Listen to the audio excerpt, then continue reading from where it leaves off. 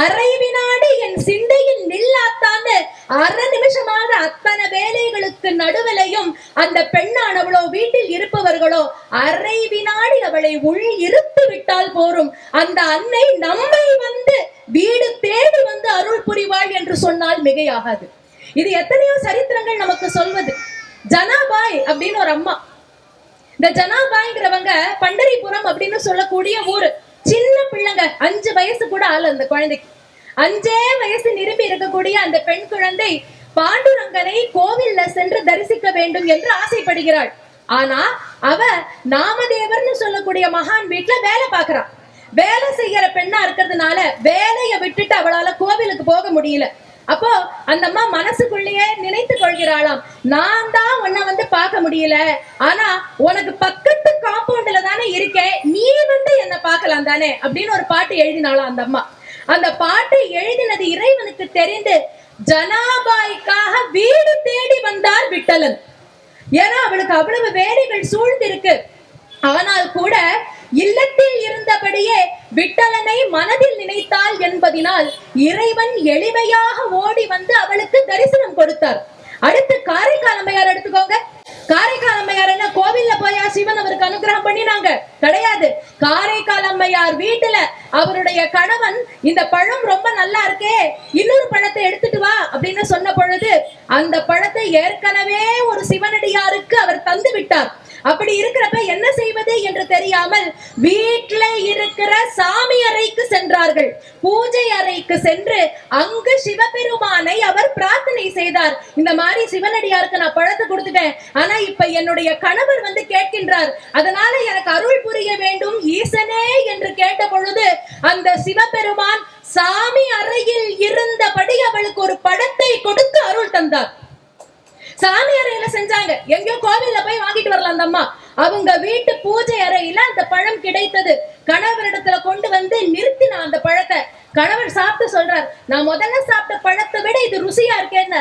அந்த அம்மா சொல்றா, முதல்ல சாப்பிட்டது மரத்தில் காய்த்தது, இரண்டாவது இருக்கே என் ஞானப்பழமான இறைவன் தந்தது என்று சொல்கின்றார். இறைவன் எங்கம்மா இருக்காங்கன்னா நம்ம வீட்டு சாமி அறையில தான், நம்ம வீட்டு சாமி அறையில. அப்போ இல்லத்து வழிபாடு என்பது எவ்வளவு சிறந்தது. சரிங்க, கோவில் ஒரு 3 ஆழ்வார்கள் போனார்கள். முதல் ஆழ்வார்கள் அப்படின்னு பேர் அவங்களுக்கு. இந்த முதல் ஆழ்வார்கள் 3 பேர் திருக்கோவிலூர்னு சொல்லக்கூடிய இடத்துக்கு போறாங்க. அங்க போய் இறைவனை பார்க்கணும் அப்படின்னு நினைக்கிறாங்க.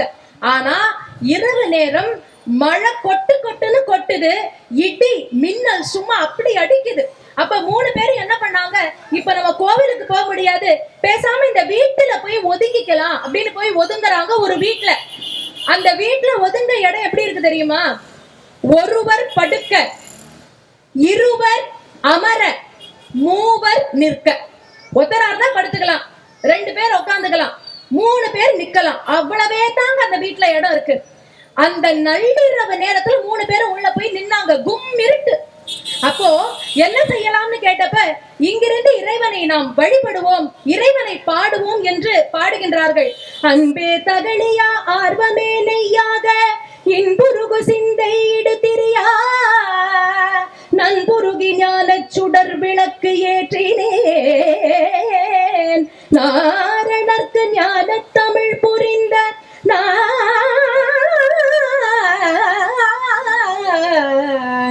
வையம் தகழியா வார்கடலே நெய்யாக வெய்ய கதிரோன் விளக்காக செய்ய சுடர் ஆடியா நடிக்கே சூட்டினேன் சொல் மாலை இடராடி நீங்கவே என்று இடராடி நீங்குகவே என்று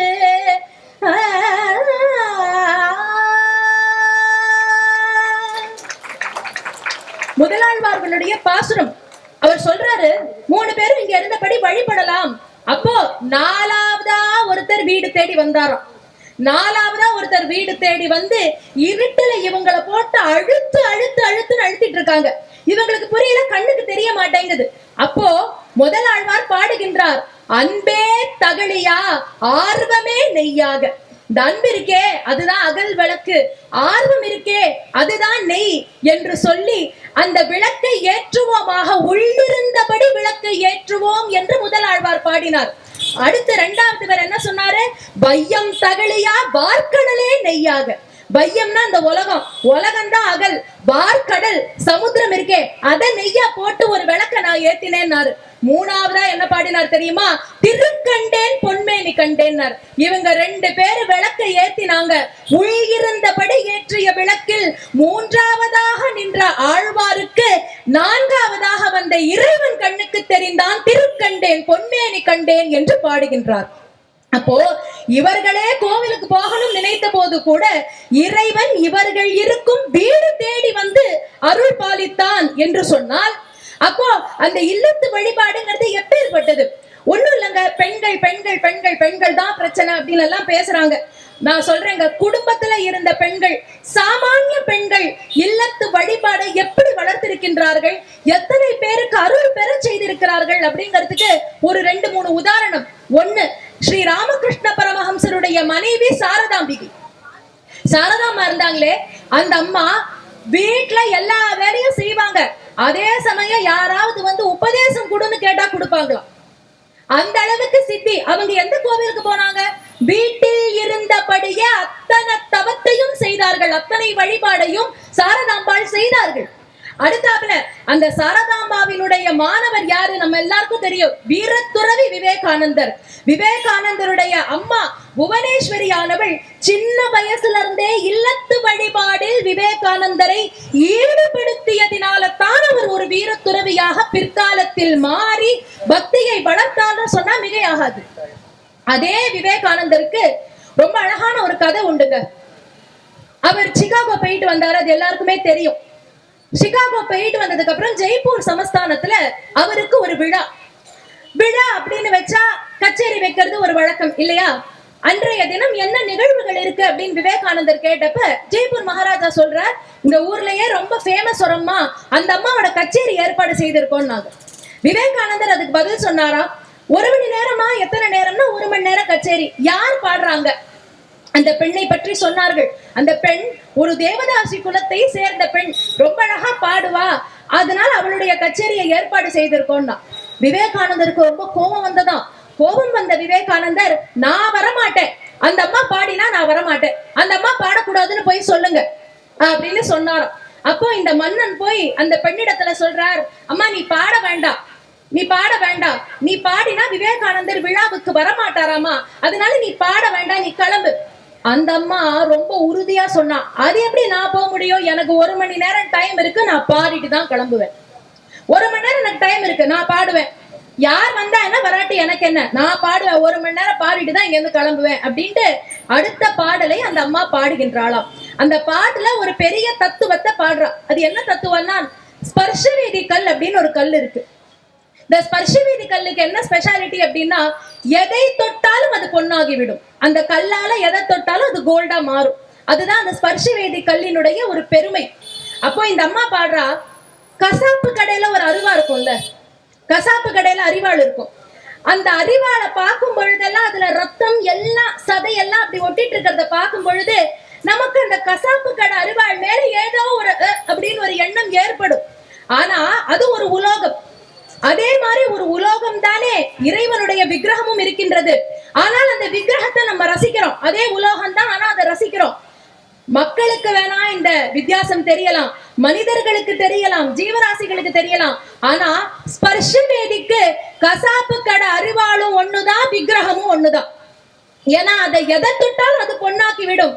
ஏன்னா ஸ்பர்ஷவேதிக்கு அது மேல அவ்வளவு நம்பிக்கை, நாம் எதை தொட்டாலும் அது பொன்னாகிவிடும் என்றதினால் அதற்கு பாகுபாடு பார்க்க தெரியாது அப்படின்னு ஒரு பாட்டை பாடின உடனே கடைசியில முடிக்கிறா, நீ ஸ்பர்ஷவேதியா சாதாரண கல்லா நீ முடிவு பண்ணிக்கொண்டாலும், நீ ஸ்பர்ஷவேதியா சாதாரண கல்லா நீ முடிவு பண்ணிக்கொண்டா. இந்த பாட்டை கேட்ட உடனே கதறி ஓடி வந்தாராம் வீரத்துறவி விவேகானந்தர். அந்த அம்மாவை கை கூப்பி சொன்னார், ஒரு சாமானிய பெண்மணிங்க, ஒரு சாமானிய பெண்மணி. அவள்கிட்ட சொல்றார், கை கூப்பி சொன்னாராம் விவேகானந்தர், அம்மா ராமகிருஷ்ண பரமஹம்சர் என் குருதேவர் எனக்கு காவியை தந்தார், ஆனால் நீ எனக்கு சந்நியாசத்தை தந்தார் என்று சொன்னார். நீ எனக்கு சன்னியாசத்தை கொடுத்த, அவர் எனக்கு காவிய கொடுத்தா, ஆனா இன்னைக்கு நான் சன்னியாசி ஆகினேன். அப்போ ஒரு சாமானிய பெண்மணி இல்லத்து வழிபாடு என்பது எப்பேற்பட்ட ஞானத்தை தருகின்றது, அருளை தருகின்றது என்பதற்கு இதை விட பெரிதாக என்னால் வேற என்ன சொல்ல முடியும் அப்படின்னே சொல்லலாம். அந்த அளவுக்கு இப்ப இருக்கிற லேடிஸ் யாராவது இப்பயும் தான் ஐயா, இப்பயும் நீங்க பாத்தீங்கன்னா வீட்டுல இருக்கக்கூடிய பெண்களால எங்கேயும் அவர்களுக்கு இருக்கக்கூடிய வேலை வலுவுக்கு நடுவுல கோவில் செல்வது என்பதெல்லாம் எவ்வளவு சாத்தியமா இருக்கு. இன்னைக்கு இருக்கிற ஆண்களையும் தான் சேர்த்து கேட்கிறேன் இந்த கேள்விய. உங்களுக்கு நாள் முழுக்க வேலை இருக்கு, ஒரு ஞாயிற்றுக்கிழமை கிடைச்சா அன்னைக்கு படுத்து தூக்கணுங்கிற எண்ணம் தானே இருக்கு, கோவிலுக்கு போகணுமா அப்படின்னு இருக்கும் பொழுது இல்லத்து வழிபாடின் மூலமாக எளிமையாய் இறைவனை நாம் பெற முடியும். அந்த அரை வினாடிங்கிறது தான் திரும்ப திரும்ப சொல்லுவது. இறைவனை நாம் இக்காலத்திலும் அரை வினாடி இல்லத்தில் இருந்தபடி உள் இருத்தினோமே ஆனால் அந்த இறைவனின் அருள் நம் வீடு தேடி வரும் என்பதற்கு எந்த விதமான சந்தேகமும் கிடையாது. திருமூலருடைய ஒரு பாட்டோட நான் நிறைவு செய்ய விரும்புகின்றேன். திருமூலர் சொல்லும் பொழுதே சொல்கின்றார், கோவில்ங்கிறது என்ன? நம்ம எல்லாம் கோவில்ங்கிறத வெளியில பாக்குறோம், வெளியில இருக்கக்கூடிய ஒரு கட்டடமாக கோவிலை பார்க்கின்றோம். ஆனால் திருமூலர் அழகான ஒரு பதிலை நமக்கு அளிக்கின்றார். அந்த பதிலில் உள்ளமே கோவில் என்று சொல்கின்றார். அந்த உள்ளம் இருக்கின்றதல்லவா, அதுதான் கோவில். உள்ளம் பெருங்கோவில், ஊனுடம்பு ஆலயம், வள்ளர் பிரானர்க்கு வாய்க்கோபுர வாசல், தெள்ள தெளிந்தார்க்கு சிவனே சிவலிங்கம், கள்ளப்புலன் ஐந்தும் காணா மணிவிளக்கே என்று திருமூலர் உள்ளமே கோவில் என்று சொல்கின்றார். அதனால் தயவு செய்து கோவில் வெளியே இருக்கின்றது, அங்கு சென்று அருளை தேடுவோம் என்பதை தவிர்த்து உள்ளத்தையே கோவிலாக்கி இல்லத்தில் இருந்தபடி இறைவனுடைய பேரருளை பெறுவோம் என்று சொல்லி வாய்ப்பளித்தமைக்கு நன்றி கூறி விடைபெறுகிறேன். நன்றி, வணக்கம்.